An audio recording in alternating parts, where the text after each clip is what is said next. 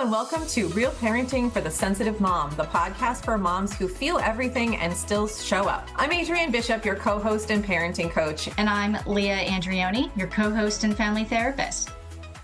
Welcome to today's podcast. As you know, it's a huge challenge to raise and be a highly sensitive human at the same time. So today we're diving into tools that will help you more easily parent your highly sensitive child.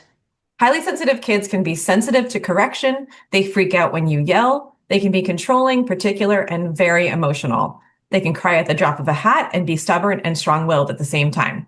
Anxiety can prevent them from easily going to school, attending activities, making friends, feeling good about schoolwork, and more. And as a result, it's a huge challenge to get them to cooperate easily. You've probably tried timeouts, sticker charts, or yelling, "I said put your shoes on," for the fifth time. And it just made things worse, and there's a reason for that. The truth is, it's not your fault. Highly sensitive kids need to be parented differently, in a way that none of us were taught.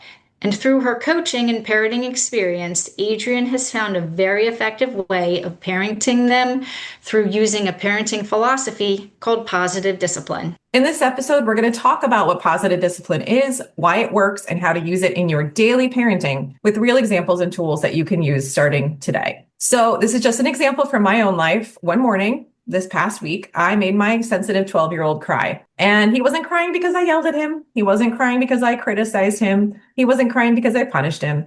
He was crying because I got an email from his science teacher that said he had 2 missing homework assignments that he was able to make up and he could redo them and get the grade. And he burst out in tears. So as you can see, this doesn't always happen with every kid. You know, some kids might be upset or feel bad about it, but this was such a big deal for my son. And it's a couple reasons why highly sensitive kids just react in this way and are more challenging to parent. And it's because they're very deep feelers. So every emotion they have can feel almost like pain or some physical sensation. They're very easily overwhelmed. They're really aware of emotions. Like they know, even if you're saying this, if your emotion behind it is this, they're going to detect the emotion. They're going to detect the tone first and not necessarily hear the words. Also, their environment can be very, very overstimulating, can be very influential in how their behavior is. If there's a lot of noise, a lot of like smells, those kinds of things, any sensory things, they're going to sense it, feel it, and it's going to influence their behavior. So we're going to talk a little bit today about why that is, why traditional discipline does not work, which is rewards versus punishment. That's traditional discipline. Why does it fail at the highly sensitive kid level? And one of the biggest things is what we talked about in the last couple of podcasts with the moms was the nervous system, right? So our nervous systems as highly sensitive people are more reactive. So every correction, every little tiny change in tone or change in level of volume of voice, they're going to see as a threat. Your kids are going to take that in, and sometimes it can become a flight or fight when you're in that situation. So they're going to retreat,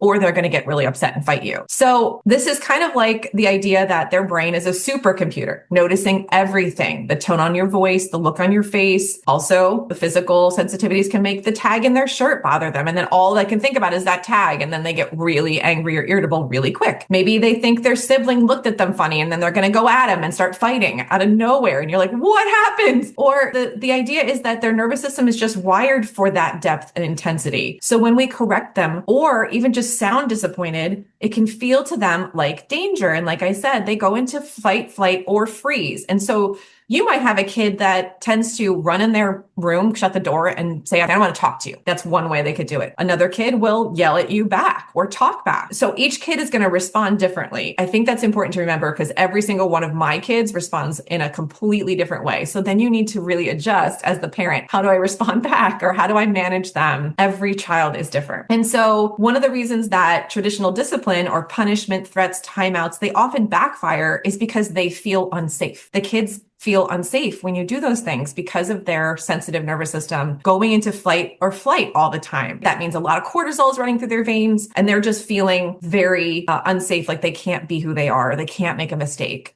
or they did something wrong. Everything that you're saying can make us as parents also feel baffled. Like, where did this reaction come from? Right? I see this with my own kids being like, did she just flip out over me saying, don't do that? Mm-hmm. And working with clients, hearing their stories of their kids, it's very, really disheartening for us when we see our kids have these huge reactions and we're not really sure where to pinpoint how to help them. Yeah. Because we don't know where it's coming from, right? Like you said, their sibling looked at them funny and now they're going off and slamming their doors and maybe crying. And you're like, what? Did that actually happen? Exactly. So I like how you're bringing this up because sometimes I'm back and I'm like, I don't even know what to do with this. Exactly. And it can be really daunting as the parent to say, like, how am I going to help them? How am I going to solve this? Especially when it's happening frequently in all these different ways. When they're younger, especially, their emotional regulation is really low. And so they're going to have so many more instances of going into these situations where they're emotional and they're throwing tantrums and they're upset or they're like not wanting to talk to you. So as they get older, they get a little more mature, but the sensitivity is always there and it's going to come out in these really strange ways. And even as teenagers, I have a 15-year-old and so do you. You see it come out all of a sudden out of nowhere, what it feels like when they're doing well. They're doing great. All of a sudden, they're like, what happened? I don't understand. I thought things were going great. Yeah. So if this is you and you feel like you're resonating with some of the things I'm saying, just know nothing's gone wrong. Your kid just has that nervous system that is going to notice everything. And there are ways, like we're going to talk about today, to help them to, first of all, calm their nervous system down. And second of all, talk to them in a way that maybe will keep them in that safety zone so that there isn't as much flight or fight. And I'm not saying that you have to do this perfectly because one never will. And they're going to go into flight or fight just because they're sensitive. So it's okay if it happens, but you can kind of make it so that it's not as constant and not as, consistently happening so that you're not trying to solve problems 24/7. And instead you're sort of preventing them. And that's why I love positive discipline because it does work in the prevention place, right? So instead of being reactive to what's happening with our child, we're being proactive. And that's one of the reasons why it works to adopt it in a way that isn't too difficult because you're not trying to change your emotional capacity after your kid's freaking out. You're not trying to calm yourself down after something big happens. You're working with your kid to be like, oh, I know that in this situation, when they're doing their homework, they tend to get very frustrated. So how am I going to proactively be available to work with them in the way they need? So we make much more of a big deal out of the planning process and anticipating, not necessarily in the way we're going to be afraid of what's going to happen, anticipating it in a way that we can feel confident around when these things do come up. So that's sort of the goal for me, especially as the coach, to help my clients be able to do that. And positive discipline is an amazing philosophy because it's creating safety. That's basically the point of positive discipline, is to create safety around all these things that are happening with your children, connection and learning. So one of the bigger things is that we're not going to be controlling the child. We're not going to be telling the kid to do what to do 24/7. We're going to be teaching. We're going to be getting the child to be curious. We're going to be asking more questions as opposed to commands. And there's really not punishment involved unless once in a while you may use a consequence. And I'll talk about that in a little bit, but it's a very low amount of times that you actually need to do that because we're being proactive. And this is exactly what highly sensitive kids need so that they don't go into triggering flight, fight, or freeze. And when we use timeouts, yelling, punishments, that can do that. So we take those out as much as possible and we add in more connection, more safety, and more teaching. And so when kids feel unsafe, what happens is they cannot function in the idea of learning something or being logical because their emotional brain is online. So when your emotional brain is online, your logical brain is offline. So if your kid is upset and you're lecturing them, what do you think is going to happen? Especially a sensitive kid that is flooded. Their nervous system is completely flooded in fight, flight, or freeze. There's not going to be any information going into their brains. They're not going to be like, oh yes, mom and dad are right. They're telling me what to do and I will do it exactly that way next time. They're going to just be so much more upset because they feel like not only are they freaking out and feeling unsafe, but now they're being corrected. So you have like this big pile of stuff happening at once. It's just going to make things worse in the end. So positive discipline, the catchphrase of it is connection before correction. So this is, again, can be used as a reactive piece or it can be used as a proactive piece. So you're going to, again, teach instead of punish through respect, empathy, and collaboration, which is a huge part of parenting a highly sensitive child, collaborating with them. This builds emotional safety, which automatically makes your kid want to cooperate with you. Yeah, I just want to jump in on that collaboration piece because I don't know about you, but most of us have not been taught how to collaborate with our kids, right? No. I'm definitely coming from a generation that was like, well, just do it. Just do it because I said so, was our parents and the generations before. That was their catchphrase. Yep. So, what I love about this is, really, like you said, with respect, but treating your child as the person that actually knows what they need Mm-hmm. and getting their input on what could work because kids are really creative and they may come up with a solution that you haven't thought about, but will actually work for them. I'm very excited. Good. Yeah. I'm so glad that you're, reflecting on the collaboration piece because it is sort of the key to a lot of this working. And also it's the key to helping your child become emotionally aware and self-aware, which is my goal in general when I work with clients is to help them help their kids be self-aware. Because if you get to the point where your kid knows, hey, I just freaked out because I was worried about this test at school. And that's why I was really rude to you. If you can get a kid to say that, you got nothing to do. You're done. So like that's sort of your eventual goal. And one of the analogies that I use with my clients sometimes is this idea of boss and employee relationship. So technically the boss is authority, right? They're the ones that are making the decisions. But if you had a boss that was incredibly critical of you and maybe you did work and as soon as they got it, they would redo all of it or they would tell you everything that was wrong. They never encouraged you and maybe they even yelled. Would that motivate you to do more work for that person? Like, would you be like, I am so excited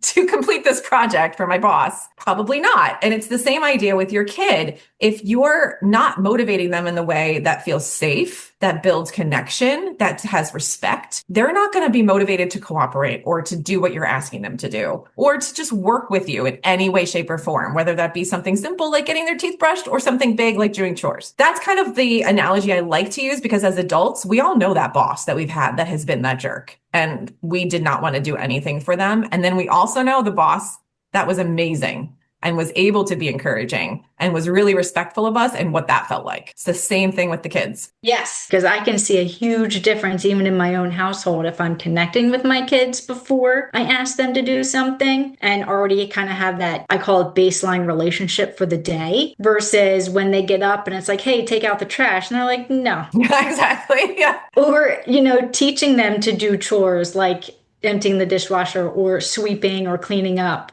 They have literally said, if you do it after I do it, I'm not doing it again. I love that. That is such good feedback. I 100% agree. And it's really hard not to do that, especially as a sensitive mom that may be a little perfectionist. Got to let that stuff go. Yes. Let it go because it's just going to build their confidence versus coming in, doing it for them, and they will completely shut down. Leah just gave us a couple really good examples. Before you teach or before you redirect, connecting with what your child is feeling, which is what Leah was saying, what does it look like? So let's say your 7-year-old throws their crayons when you say it's time for dinner. So instead of that's it, no more art tomorrow if you throw your things, we always threaten. That's like a tool that most of us have in our back pocket, Always. right? So you can say something like, wow, you really didn't want to stop coloring. You were in the middle of something fun. That's called validation. So because this is a 7-year-old, we're teaching them how to regulate their emotions and how to react, what's appropriate to do in reaction to anger. And so it doesn't mean they're never going to throw their crayons again. It doesn't mean they're never going to be mad again, but at least they understand, okay, so maybe instead of throwing my crayons, I can say something or I can use my words. But when you do a threat like no art tomorrow if you throw things, are you going to follow through with that? Because that actually probably doesn't work for you either as the parent. It doesn't work. You don't want them to stop doing art. You want them to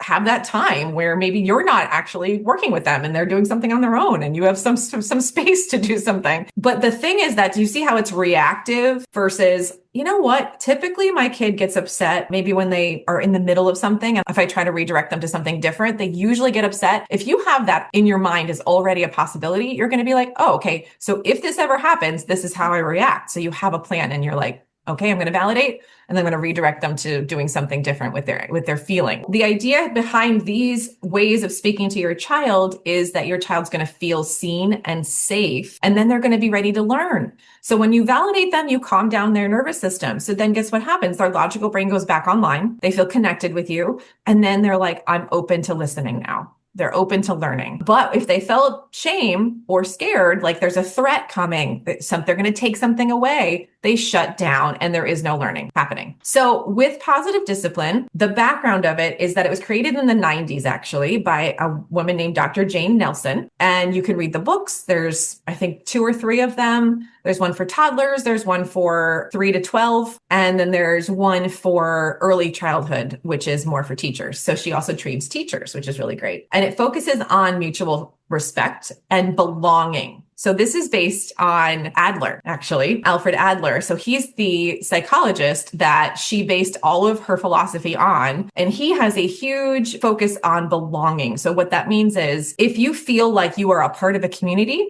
and you have a role, your mental health is better, essentially. You're more motivated to cooperate in the group.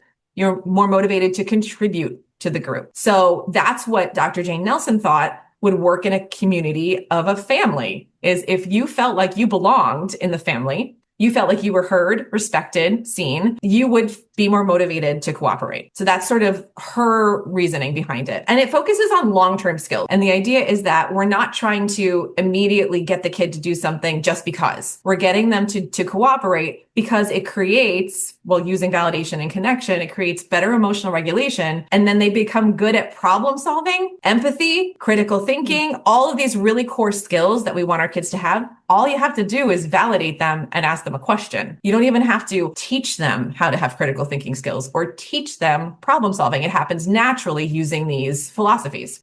Yeah, it sounds like it's just creating the space for them to be able to develop those skills on their own and then be able to take those skills throughout life, throughout school. So when they're adults, they have emotion regulation, they have problem solving skills, and they have empathy to have more fulfilling relationships. All because you offered them the space to exercise those brain pathways. Exactly. So you are building neural pathways. Is exactly what you're doing in these ways of interacting. When you interact with your child, let's say they're upset about something, they're mad, they have these big feelings. And instead of punishing them, you help them understand themselves. You help them learn how to calm down. You're giving them tools, but not telling them what the tool is. So it's not a lecture kind of situation. It's just sort of, I like to say, unconscious. It's an unconscious way of working with your child because in reality, so I'm a hypnotist. My teacher always says kids are in their unconscious mind 99% of the time until they're a certain age. And then they definitely move away from that. But if you can appeal to that part of their brain, meaning the one that's getting programmed, the one that's not thinking about what you're saying, as opposed to feeling like you're programming it with, hey, this is safe for you to be upset. It's safe for you to be mad. We can have a space where you think and maybe you're wrong. Maybe you are problem solving and that one doesn't work and it's all okay. But the idea is that we're sort of programming them to come up with these things on their own and to be more independent around those things. And so one of the mindsets that she focuses on is that children do better when they feel better, not when they feel worse. So punishment, timeouts, yelling make kids feel worse. And then they basically don't want to cooperate at that point. But when they feel motivated or they feel heard or they feel respected, then they do better, meaning they behave differently. And so one of the interesting things that I've come up upon as a coach the last 6 years is that people think that positive discipline is like permissive or enabling or too soft. So I don't even like to call it gentle parenting because I feel like that's a misnomer. But permissive parenting is where you don't have any boundaries or you don't have any limits or you don't say no. But positive discipline is not about that at all. It's not about being a pushover. What it is about is being kind and firm at the same time. So if you can see, I have these different ways of sort of paraphrasing what positive discipline is. One was connection before correction. One is children do better when they feel better, not when they feel worse. And this is another one, being kind and firm at the same time. So the reason I go over these is because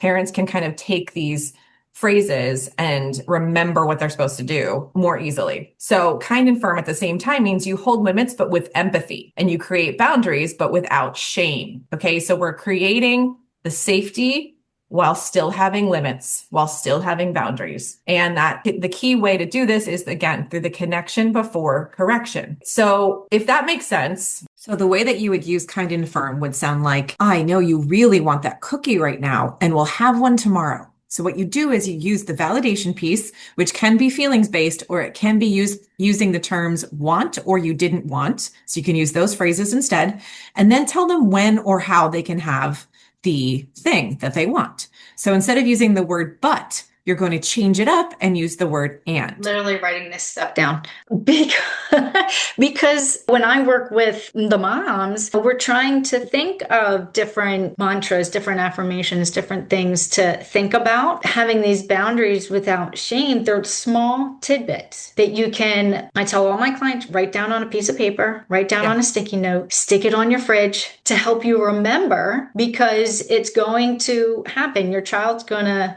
trigger you, and you need these visual reminders before their habits. Yes. And that actually leads me into the next part. One of the key things that as a parent, you're going to need to know how to do when using this new philosophy is to stay calm. So I'm not saying you have to be some sort of Zen monk at all. It's just a matter of how do you regulate your nervous system? What are your tools to do that? One of the ways that I do that is through mindset, and the other way is through hypnosis. So let me just talk about, why do you need to be calm? Well, we talked about the nervous system being the big thing and the highly sensitive people. So you have your nervous system and your child's nervous system, and your child is so in tune to what your nervous system is doing that they are going to mirror it. And that is something that is, again, unconscious on your part and their part. And if you're dysregulated, they're going to be too. And again, not that you can never be dysregulated. That is not the goal ever, but you want to be conscious of what dysregulates you and how does it work for you to calm yourself, or even just to bring yourself down a little bit into more neutral territory. And so the connection and teaching require your calm presence, again, which means you don't have to be 100% regulated, but just getting yourself more into neutral zone and knowing what works for you and having the tools to do that is going to be really, really helpful. And we did talk a little bit about those in the self-care episode, but I'm going to do a little bit more of that mindset work in this episode so that you have some more guidance around that. So one of the easy ways is to, actually, this is not easy, but one that we've heard before, simple ways, is to pause before reacting, right? So your kid does something, you can take 3 deep breaths or count to 10. And again, this does not work for everyone. So I'm going to give you a lot of different options. So if you're like, oh my God, I can't do this, it's okay. It's okay if some of these don't resonate with you. This is another one that we talk a little bit about in the self-care episode about grounding yourself physically. So pay attention to where your shoulders are. Pay attention if your fists are clenched. Pay attention to how your feet feel on the floor. Find that grounding sensation so that you can go back to yourself physically. And then you can name your feeling in your own mind, which is something like, I'm frustrated and I can handle it. You can also step away briefly, but make sure that you tell your child what your plan is and that you come back. You tell them you're coming back and you come back when you say you're coming back. What I love about these, Adrienne, is that, like I tell my moms all the time, you are also role modeling what you want your kids to do. So you don't have to do it perfect. You don't have to do it 100% of the time. But even 80 to 90% of the time is a huge win. You're going to be able to teach your kids, pause, breathe, walk away if you need to, label their feelings, because they're always watching. Even if they can't do it yet, they're always going to watch. And they're, like you said, they're going to mirror your regulation. So even if you can bring yourself down a tiny bit, they're probably going to bring themselves down just that tiny bit too. Yeah, exactly. And one of the things that you can do is narrate your experience, which feels awkward, but especially around little kids, if you're narrating, I feel really frustrated, but you know what? I'm going to step away, take a breath, and I'm going to be calm. I can handle this. Narrating some of the more positive things that are going on and talk about how you feel at the same time can be really, really helpful, because you'll watch eventually your kids are going to pick up on those words and they're going to start using them in those phrases that you're using. Definitely, if you do walk away, make sure you say, I'll come back and we'll talk in a few minutes, right? Otherwise, that's abandonment. So we have to make sure that we let our kids know that we're not leaving permanently. And that's more for when they're little, because they don't understand. So I also really like mantras in general to just say to yourself to help you stay calm. So one of the things is, this is not an emergency. And the other thing I like to say is, this is not a problem. It's not about me. So that's one of my biggest ones. Isn't there a phrase about not taking things personally? I can't remember what it is, but Q-tip. Yes, thank you. Don't take things personally is a huge part of staying calm as a parent. If you're not internalizing that your child said something maybe not so kind, if you're not internalizing that, instead thinking, okay, this is not about me and it's about them. What are they saying? in this moment? What are they really trying to tell me? You're going to learn so much more about your kid and you're going to stay calm at the same time. So it's not about me. This is not a problem. This is not an emergency. All of those things keep your body in more of a calmer state. Q-tip, quick taking it personally is also that my child's not doing this to irritate me. They're not doing it on purpose to make me mad, as we can really get up in our heads about that. Yes. And I always say, this is actually a positive discipline saying also, all behavior is communication. So if we just take it as more of a observer from an observant place, almost like you're at a zoo and you're watching an animal in a cage. There's no emotional attachment there. So if the monkey is throwing things at the other monkey, you're not going to be offended by it. Or maybe even if they yell at you, like the monkey yells at you, you're not going to be offended and take it personally. So the idea is you're watching them just slightly outside of an emotional attachment. I call it emotional detachment, but like not in like a severe way, just in a mild way. You're just mildly detaching just a tiny bit, because as sensitive parents, we're going to be way more wrapped up in their emotions than non-sensitive parents. So we have to be very careful to keep ourselves and our emotional capacity separate from our child's nervous system. So basically, these are kind of the ideas, like give yourself some mantras and affirmations, use some of those self-care, staying calms, which is taking deep breaths, naming your feeling, talking out loud. And then even if you can, make sure that you can afterwards say, why did I get so upset? What really triggered me in that moment? And what can I do differently next time? Which is where a coach or a therapist would come in. We can really talk through some of those moments and be like, what really was going on with you there? And one of the things that I wanted to mention was that I've used mindset shifts. I've used helping parents understand their kids and why they're doing what they're doing.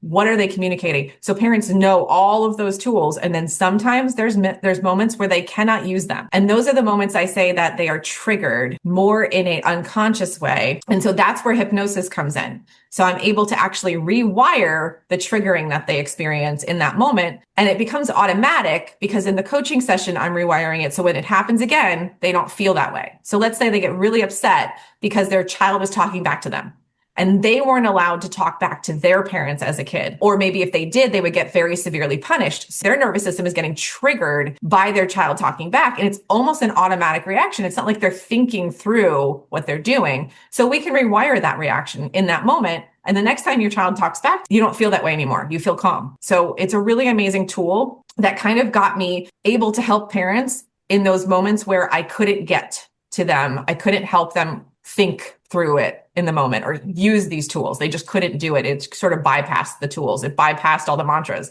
It's like, what is happening? And now I know it's an unconscious trigger. So think about, was I triggered, or was it that I was just maybe didn't get enough sleep? Maybe didn't eat enough food. Maybe I was stressed about something else during the day.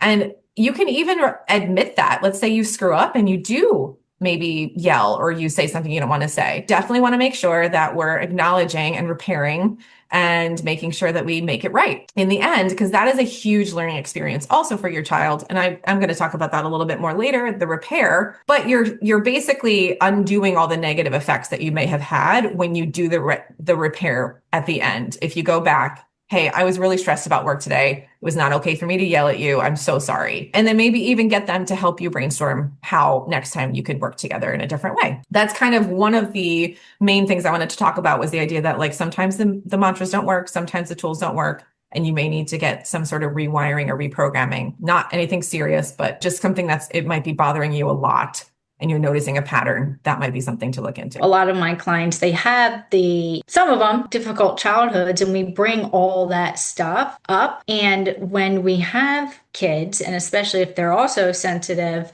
and having their emotional dysregulation times, they can really remind us of ourselves. And when we grow up not having these tools, we are actively, reparenting ourselves and learning all these tools along with them. So there will be times where you are triggered and you don't know where it comes from. And it's a lot of habit forming and, reprocessing your own life to be able to have space to offer for your kids. And everything that you're doing is role modeling for them, everything you say. So when you're saying your mantras out loud, they're seeing it. I had plenty of clients that say, you know what, I've been doing the breathing and we do it together. And now my kids are reminding me when I need to do the breathing, take the pause, take that break, because they might actually learn faster than we do. Oh, yeah. And they can be our reminders. I always find that fascinating. Yeah. And like, if you think about how when we were growing up and we had a emotion, let's say we're really sensitive and we're crying, and maybe your parent is like not accepting of that. They don't think it's okay. Can you imagine when your child starts crying and gets that way? You're going to have some sort of reaction that's probably programming. It's going to be there just from how you were parented. And like you were saying, we are learning this stuff alongside our kids, which makes it that much more difficult. So we had to be very, very patient with ourselves. But I do love the idea of embracing it.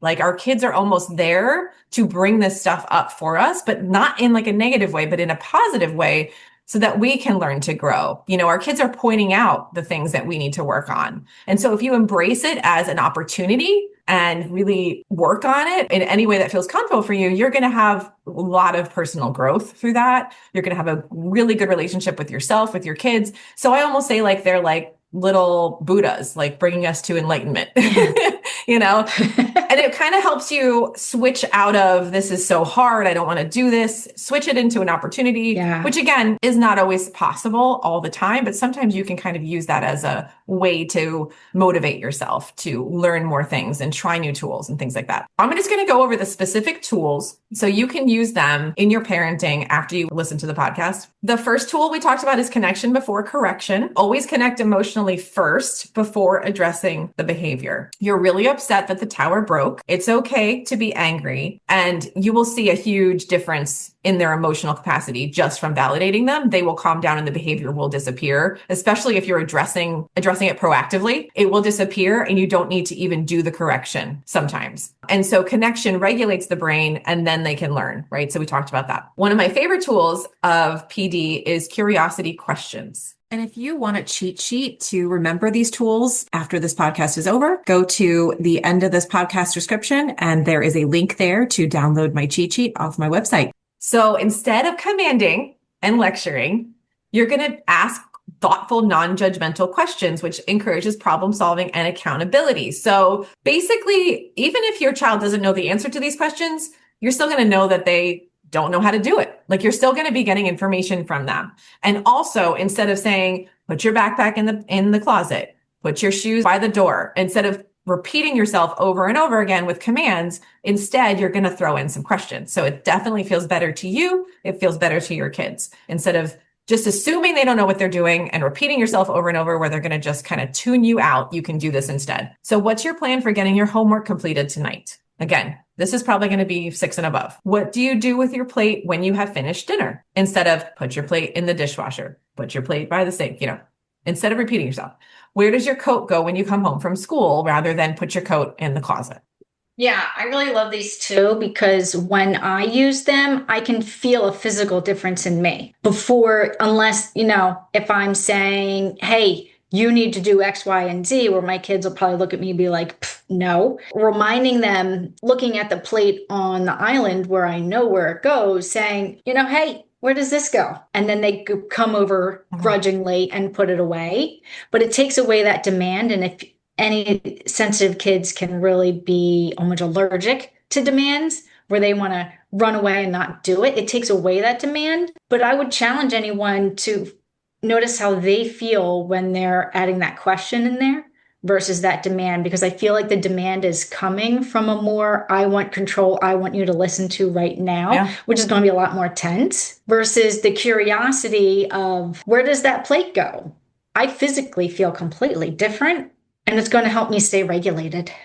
Yeah. So if you're making a demand of your child and they don't follow through with it, you're setting yourself up for a fight, right? You're kind of getting yourself ready for them to say no. As opposed to if you're asking a question, there's no, there's not a possibility of that, the argument essentially. And they might not answer the question, but you're still not setting yourself up for failure essentially in this situation. You're really giving yourself a chance to work with your child in these moments and give them that that moment of, hey, I'm not correcting you. I'm not telling you what to do. We're working together. And so again, it brings in the collaboration and it helps kids feel respected and capable. So if you're asking them the question, you unconsciously are telling them you think they know how to do it and they know what they're supposed to do.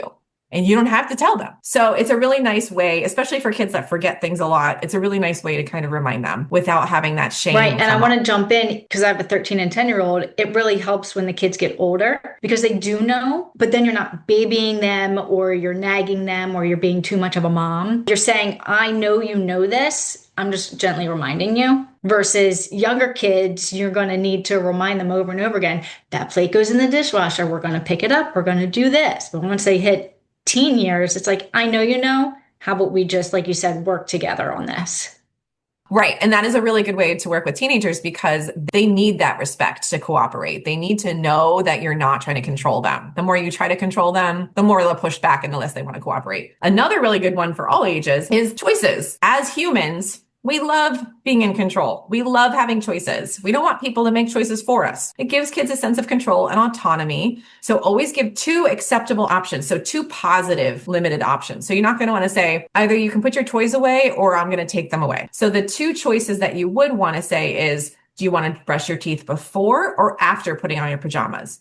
Do you want to do homework at the table or on the floor? Right. And also in these questions and these choices, you're assuming they're going to do it.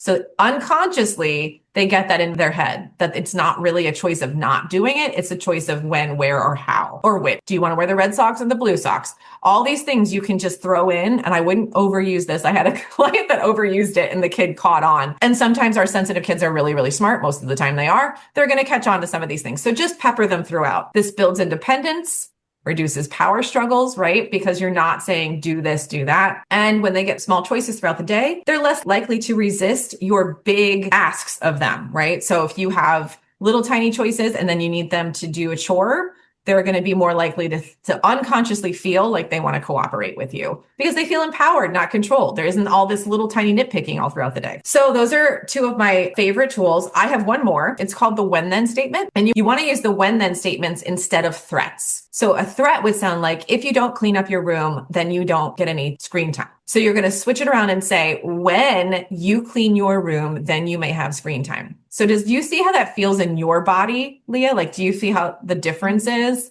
Yeah. The threat throws you right into flight or fight. Oh, I'm ready to fight. Yeah. Yeah, you're like, no, I'm not. I'm ready. When I have that demand, I'm getting myself ready because my kids have, reacted a certain way for so long. You anticipate, I'm going to ask this and they're going to fight. So I'm almost preparing myself, which almost always ends in an argument. So then the when then statements feel more like a choice, even though, again, unconsciously, you're telling them this is going to happen. We just have a little bit of leeway as to when it happens, this comes first, then this comes next. There's another fancier way to say it. You're welcome to. So you're welcome to have screen time once your room is clean. And then there's a feel free to go outside and play once your plate is in the dishwasher. The other one is I'd be happy to take you to the mall as soon as your chores are done. So those are the 3 ways that I like to say it a little bit more fancy. And this is, again, appealing to your child's unconscious mind that wants the autonomy and wants to make the choice. And so they feel in that unconscious part of their mind that they are getting an option. So try those. And then I wanted to talk a little bit about consequences. So what Jane Nelson says, the woman that wrote Positive Discipline, the philosophy, talks about logical consequences, which are more things that you're putting on your child. So you're creating this consequence. That's a logical consequence. And she says we only use those 10 to 15% of the time when we're parenting. And I'll tell you what they mean in a second. Other kind of consequence is natural consequences. This happens without intervention. So no parental intervention is happening. It's just a consequence that happens on its own. You forget your coat, you're very cold. You don't eat lunch, you're hungry. With a natural consequence, that's something that you're choosing to not intervene in. You're not making your child bring their coat or put it on. So it's a very powerful tool to learn. This one's really difficult for any parent that have a hard time letting go of control because they have those shoulds going on. My kid should eat 3 times a day. They should be eating this, and this. They need to be outside with a coat on. And for some parents, it's hard. And it's bringing in that nervous system regulation tools when we have to let go, because natural consequences usually work faster than logical consequences or parent imposed consequences. Right. And it's just like we were talking about this whole time, which is more giving the control of the child, giving them that independence. They're going to learn those what's good and what's not good, what works and what doesn't work really fast if they're the ones that are leading it and actually making that choice. So I agree with it being very difficult. I know that a lot of the clients I work with cannot fathom letting go of some of these things. But when you do, and you don't have to let go of all of it, I think it's a matter of what you can manage, like what your preference is. And so I like to start slow and just say, what do you feel comfortable letting go of? What can we start with? A lot of people can't let go of the food because it's too heavy, but the coat, they can be like, well, you can put it in your backpack or you can put it on. You can start with that one. And then the kid will possibly at the bus stop go, oh my gosh, I should have worn my coat, and they have it in their backpack so they can get it out. So if you're feeling really nervous that something bad's going to happen, you can do it that way. But the natural consequence is a very fast way for them to learn, as Leah was saying. So it's a good option in a lot of ways. So a logical consequence, if we move to the other side, is connected to the behavior. So it always has to be connected to the behavior. And the way that positive discipline talks about it is it's the 3 R's and the H. So it's related to the behavior, respectful, reasonable in duration, meaning if you're going to take something away for a certain amount of time, it has to be reasonable for the age level, and helpful in learning how to change the behavior. So the point of the consequence is learning how to change the behavior, or is helping them change their behavior. But like we were saying before, we're proactive in this parenting philosophy. So consequences are reactive sometimes. So we want to not use them unless they have the 3 R's and the H, or use them proactively. So this is what it looks like. Let's say you're noticing that your child gets upset every time they have to turn off the screen. You want to have a collaboration or a discussion with them. I noticed that, you can use these words. I noticed that when I ask you to turn off your screen, you get very angry. What's up? And they're going to say, it makes me really mad. I really want to keep going. I was having so much fun. And you can say like, okay, so what would work for you in regards to helping you not to feel that way? And so you can work with your child to not feel that way. One of them is you can sit with them for the 5 minutes before, or 2 minutes before they finish their iPad time. And that helps them get out of the focus of being on the screen, and then they can focus on you. And it's easier to sort of have that disconnection and there's no withdrawal symptoms. Or you can say, how about we plan on a consequence? Like if you're unable to get off the screen when I ask you to, what do you think should be your consequence? Most of the time, the kids will be like, well, I guess I could lose like 15 minutes or something. And you'd be like, okay, so when and if this happens, and we're going to work on it together emotionally also, if this happens, we're going to, take 15 minutes off of your screen time for the next day. When you get into the position of having to, actually enforce the consequence, the kid knows it's coming and knows that they talked about it. Doesn't mean it's going to make it 100% easy and they're going to be okay with it. That is one of the main ways that I recommend using logical consequences. It's in prevention, it's in advance, it's in collaboration with the child. Even if they're little, you can still talk about it beforehand. And you're probably going to be the one that's going to offer the consequence and not the child, but it still makes it easier when you try to enforce something that it's going to be easier to follow through on. One of the other ways a logical consequence works is in the moment. Let's say you need to do it after the behavior happens. Make sure it's related. So you spilled juice, we clean it up together. Okay, so that's the consequence. But it's related because we're actually helping the situation resolve. And we're helping us to figure out how to make things work without shame. If you can see, this has no shaming. And you're able to maybe even talk through, hey, like what? Is there a way that maybe we can prevent that next time? Maybe we need a different cup? Maybe we need to move it back off the table a little bit more. So you can kind of work together to figure out how to prevent it next time. What I really like about these is the collaboration piece, because like I said before, kids can be so creative. They might come up with a consequence that will work for them that didn't even cross your mind. Oh yeah. 100%. You'd be surprised. And how it's taking away the shame of you did something wrong, you were bad. It takes that away to let's do it together. Let's figure this out. Let's more problem solve. So then they're going to be more willing to listen, to do it. And it's very respectful, right? Yes. We're respecting the fact that they are learning and that they do not have the fully developed prefrontal cortex that we have. So we are helping them figure out how to emotionally regulate, how to do things in a way that maybe is a more along the lines of how we would like them to do it, but we're not doing it by making them feel like something has gone wrong with them, which creates shame. So we want to avoid going into those Right, places. because I just want to jump in on that, because that shame for a highly sensitive child is going to make them shut down. That's when you're going to get them running to their room, slamming the door. That's when they're going to cry. And it's going to take more work to work through that than it is to come up with these problem solving, these consequences from the get-go. They feel shame, they go into flight or fight or freeze. And so you want to avoid that as much as possible. And again, it's not 100% possible to avoid it all the time, but you can plan for some of it. So let's say you can't plan for this consequence. There's a spilled juice. My one son, he got really, really angry again about the screen time, and he pulled a bar off of my banister because he was really angry, and he's a very physical kid. And I was really, really shocked, like completely taken aback by this. He's never done anything that big before. And so in the moment, I was like, what? I don't know what to do. Like, what would be related to this? How could I help him learn? He could tell I was very shocked. So I know that was impactful. And I said, Bud, I see that you're very, very angry about this. I mean, I've never seen you do that before. What can we do to make this right? And so we talked it through. And luckily, my husband is very handy. So I said, what if you help Dad put it back together? And he said, yeah, that would be good. Because he immediately recognized he did something wrong. This is the thing about sensitive kids. They know 100% they did something wrong. The last thing they need is for you to berate them about it on top of their own self-talk, their own negative self-talk. That worked because we were able to put it back together in a way that was successful. But if I hadn't come up with a related consequence, maybe I would have had something like, maybe you pay a handyman to put this back together because we do give them an allowance. So he does have a little bit of money, or you pay half of the money to get it fixed. So you can you can be creative with a lot of this stuff. And again, I didn't necessarily ask him. We kind of brainstormed together, but it was just enough that he didn't feel like he was completely powerless, or he didn't feel that really heavy shame.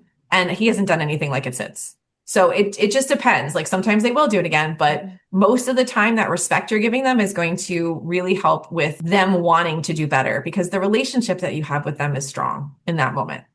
And so I did hold them accountable. That's the thing. We're holding them accountable for their actions, but we're doing it in a way that doesn't have shame or extra punishments. And there's no I told you so's, which is one of the worst things you can do, especially if you're using like a natural consequence and they don't wear their coat and they come home and they said they were cold. The last thing you want to do is say, I told you so.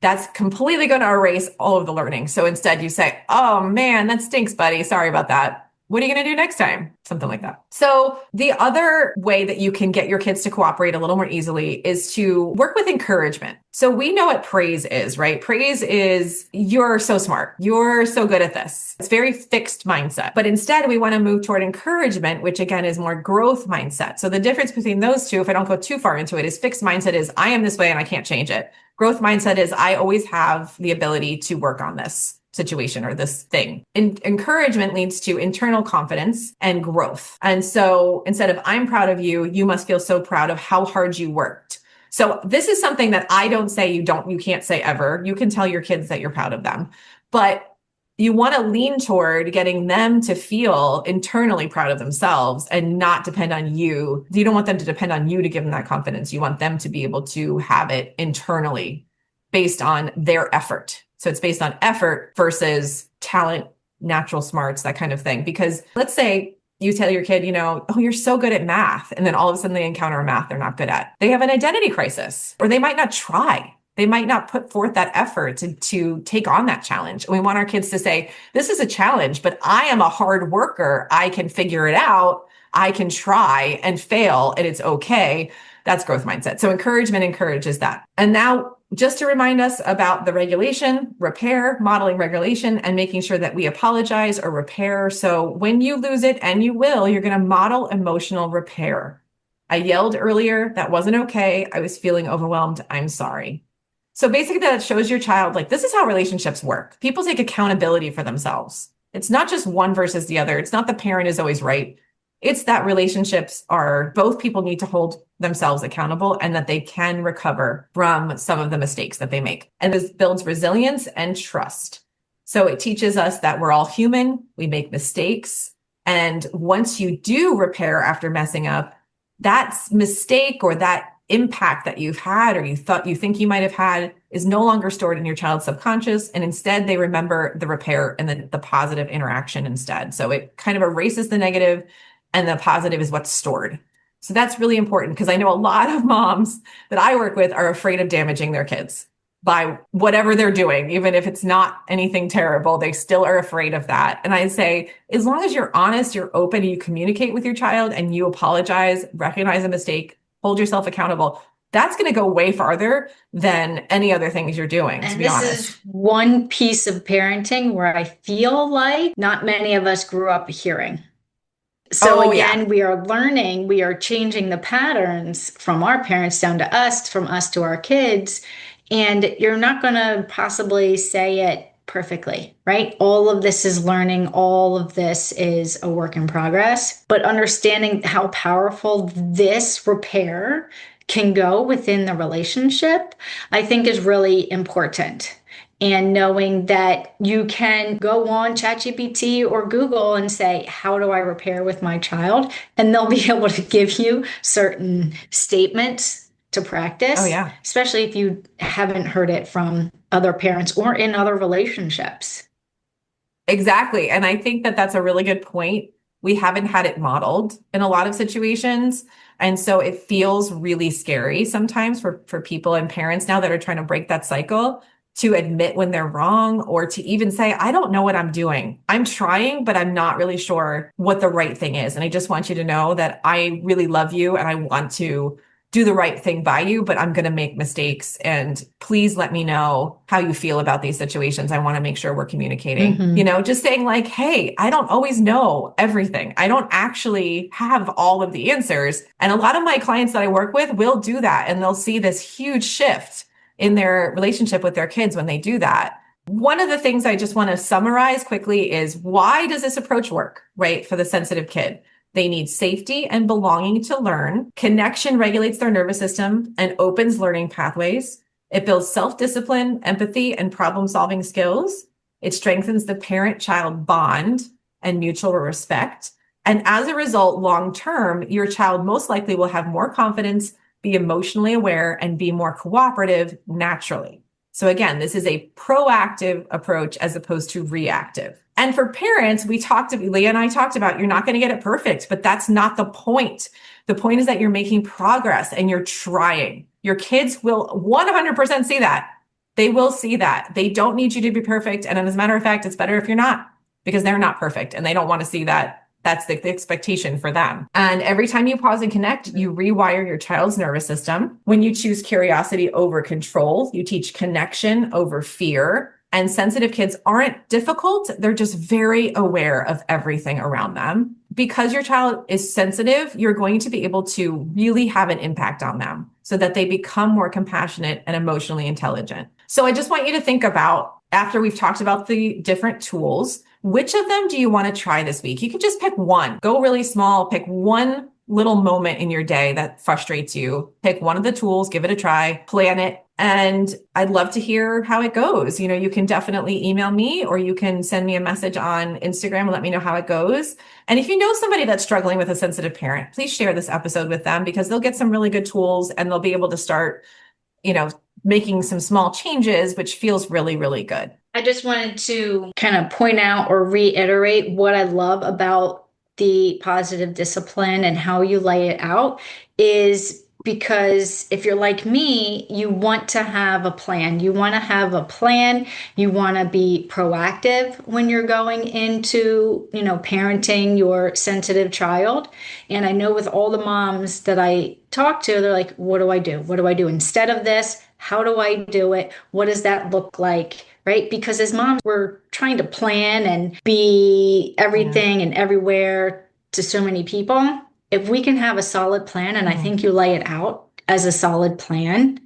That helps us feel more grounded in what we're doing, how we're doing, and just knowing that we need to practice just along with our kids. So the planning and the proactive piece about the positive discipline, I think really hits home for a lot of our listeners. I know it does for me, and it does for a lot of the moms I work with, because that's what we're looking for. We can't read 15 different books to try to piece it together. But having this solid plan, I think, really builds in everything so we can have that positive relationship with our kids. Yeah. And if you're noticing that you're struggling to make the plan, or you're trying to implement things and they're just not working, or you're not able to stay calm, these are what Leah and I work on with our clients. And so I'm happy to talk to you further about it. Or if you feel like you have someone in your life you can work on it with, just to help you, maybe if you find triggers and you don't know how to resolve them, make sure you reach out for some support, because it can be very quick and not a very long process to really shift all of those things into a positive place.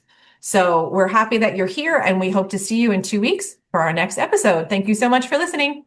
Thank you. In the meantime, as always, you can find Leah and me on social media. My Instagram at Adrienne Bishop Coaching, and Leah's is at Leah Andrione. Hope to see you soon.